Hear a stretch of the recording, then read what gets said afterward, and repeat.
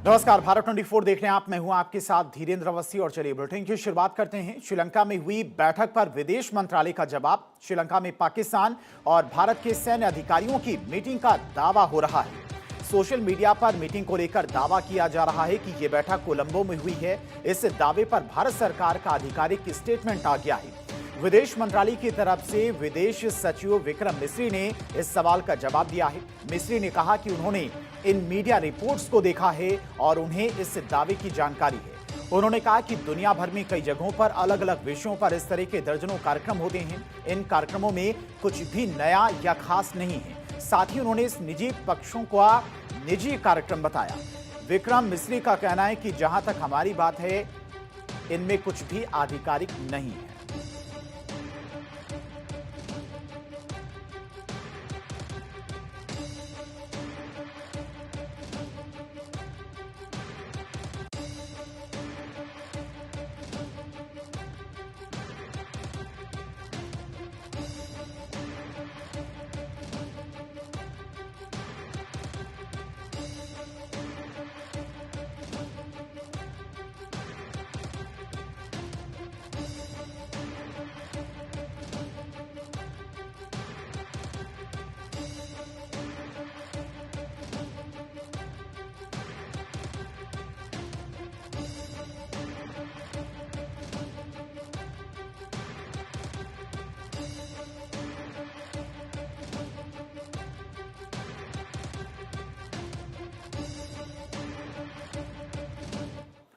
दिल्ली में नई EV policy को मिली मंजूरी। दिल्ली सरकार ने राजधानी के लिए नई इलेक्ट्रिक व्हीकल पॉलिसी 2.0 को मंजूरी दे दी है। मुख्यमंत्री रेखा गुप्ता के मुताबिक इस नीति को 1 जुलाई से लागू किए जाने की उम्मीद है। सरकार का प्लान अगले 4 साल में पॉलिसी के तहत 15,000 करोड़ रुपए के निवेश का है। इस नई नीति का मकसद दिल्ली को देश में इलेक्ट्रिक गाड़ियों का सबसे बड़ा हब बनाना है। सरकार का साल का लक्ष्य साल 2027 तक रजिस्टर होने वाली कुल नई गाड़ियों में 95% ईवी हो। साथ ही दिल्ली सरकार पुरानी गाड़ी को स्क्रैप करने पर 1 लाख रुपए तक का इंसेंटिव भी देगी।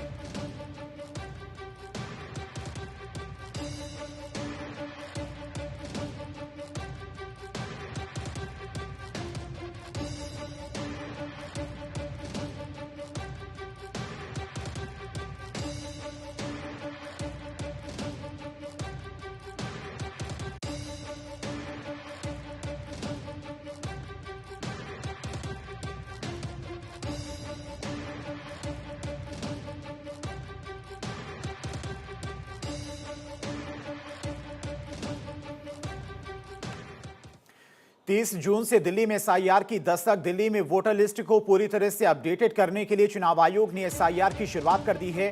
दिल्ली के मुख्य निर्वाचन अधिकारी अशोक कुमार के मुताबिक पूरे 21 साल बाद दिल्ली में इतने बड़े स्तर पर यह खास अभियान चलाया जा रहा है। अगर आपका अभी तक वोटर आईडी नहीं बना है या उसमें कोई गलती है तो आपके पास इसे ठीक कराने का यह सबसे बेहतरीन मौका है। दिल्ली में लगभग 13,000 बीएलओ 30 जून से घर घर जाकर वेरिफिकेशन का काम शुरू करेंगे। अगर आप पहली बार घर पर नहीं मिलते हैं तो घबराने की जरूरत नहीं है, क्योंकि टीम आपके घर कम से कम 3 बार विजिट करेगी।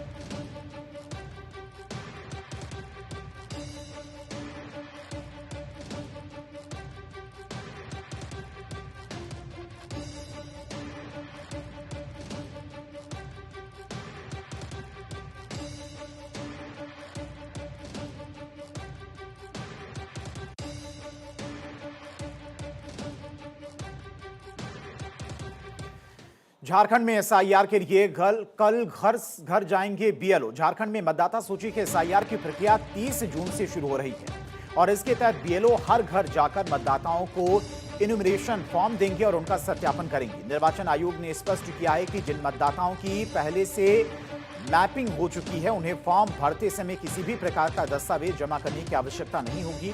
झारखंड के मुख्य निर्वाचन पदाधिकारी के रवि कुमार ने कहा कि इस अभियान का मकसद ये सुनिश्चित करना है कि कोई भी पात्र नागरिक मतदाता सूची से बाहर ना रह जाए और कोई भी अपात्र व्यक्ति सूची में शामिल ना हो।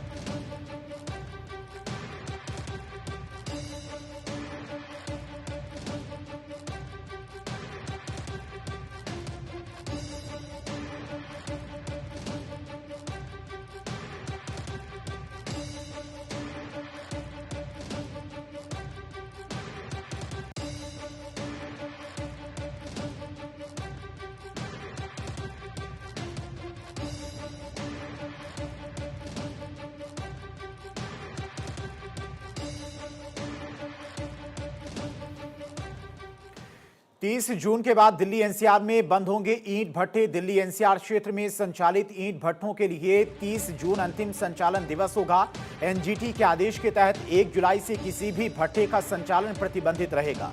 समय सीमा के बाद भट्टा चलता मिलने पर संचालकों के खिलाफ सख्त कार्रवाई होगी। प्रशासन ने सभी भट्टा मालिकों को निर्धारित तिथि तक संचालन बंद करने के निर्देश दिए हैं। मुजफ्फरनगर समेत पूरे एनसीआर में आदेश का कड़ाई से पालन सुनिश्चित कराया जाएगा।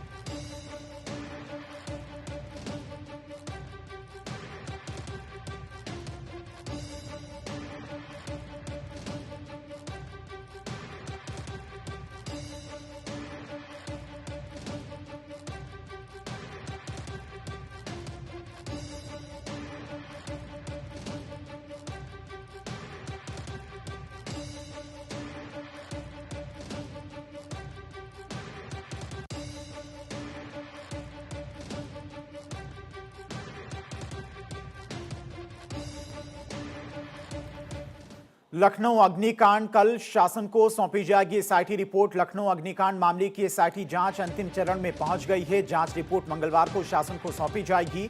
रिपोर्ट में कई विभागों के अधिकारियों की जिम्मेदारी तय होने की संभावना है। सूत्रों के अनुसार दोषी अधिकारियों पर कार्रवाई की सिफारिश की जा सकती है।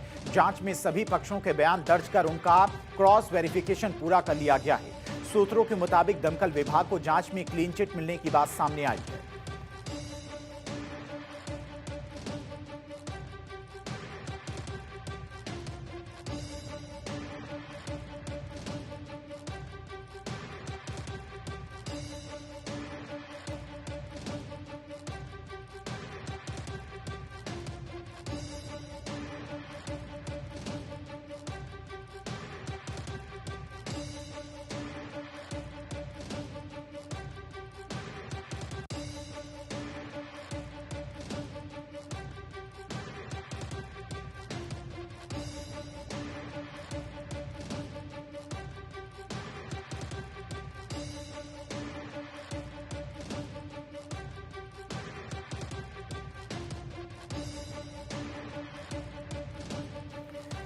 ईडी दफ्तर नहीं पहुंचे पूर्व मंत्री रामेश्वर उरांव के बेटे रोहित। पूर्व मंत्री और कांग्रेस विधायक रामेश्वर उरांव के बेटे रोहित उरांव ईडी दफ्तर नहीं पहुंचे।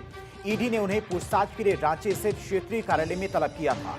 रोहित उरांव ने ईडी को पत्र लेकर पेशी के लिए अतिरिक्त समय मांगा। पत्र में दस्तावेज तैयार करने के लिए समय की जरूरत बताई गई है। ईडी ने फिलहाल समय देने के अनुरोध पर कोई फैसला नहीं लिया है।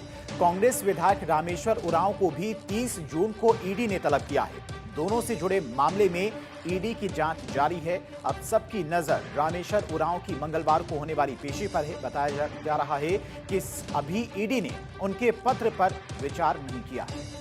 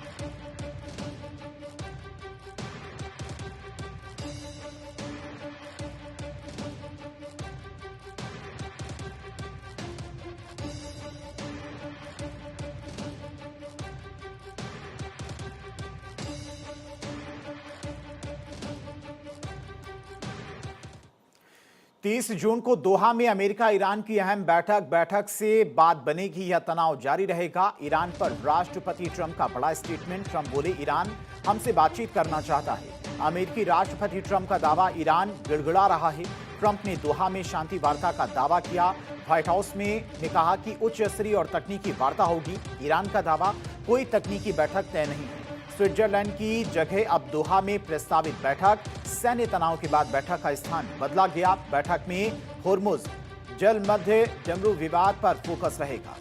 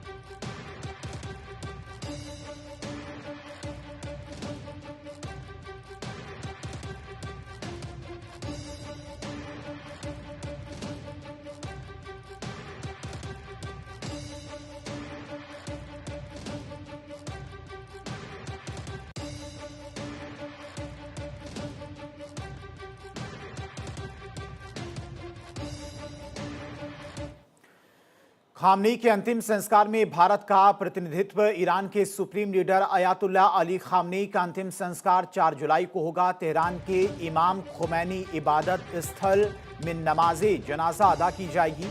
खामनेई के अंतिम संस्कार में भारत की ओर से 2 प्रतिनिधि शामिल होंगे। बिहार के राज्यपाल अता हसनैन और केंद्रीय राज्य मंत्री पवित्रा मार्गरीटा शामिल होंगी। अंतिम संस्कार में शामिल होने के लिए ईरान ने प्रधानमंत्री नरेंद्र मोदी को निमंत्रण दिया था। विदेश दौरे के चलते पीएम मोदी अंतिम संस्कार में शामिल नहीं हो पाएंगे। ईरान के supreme leader Ayatollah Ali Khamenei के अंतिम संस्कार की शुरुआत 4 जुलाई से शुरू होगी। अयातुल्ला अली खामनेई का राजकीय अंतिम संस्कार 9 जुलाई को संपन्न होगा।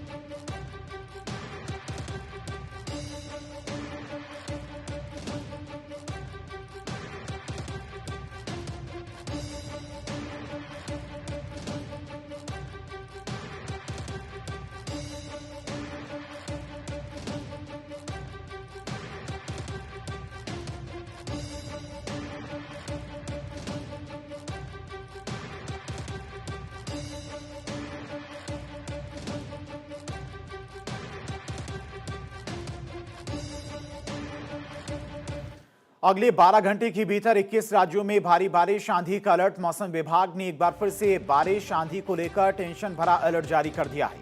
मौसम विभाग की भविष्यवाणी के मुताबिक यूपी, बिहार समेत 21 राज्यों के लिए बारिश आंधी की चेतावनी जारी की गई है। इस दौरान 70 से 75 किलोमीटर प्रति घंटे की स्पीड से तेज हवा चलेगी। इस बीच कुछ राज्यों में बड़े बड़े ओले गिरने की भी चेतावनी। इस दौरान लोग घर से निकलने से बचें।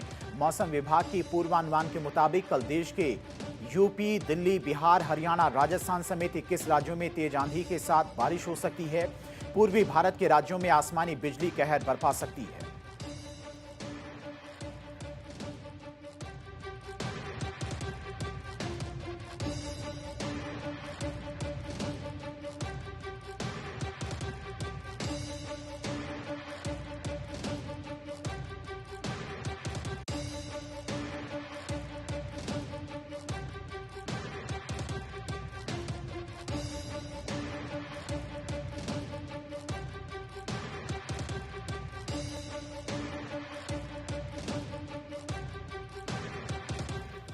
और खबरों में आगे बढ़े उससे पहले एक नजर इस वक्त की हेडलाइंस पर।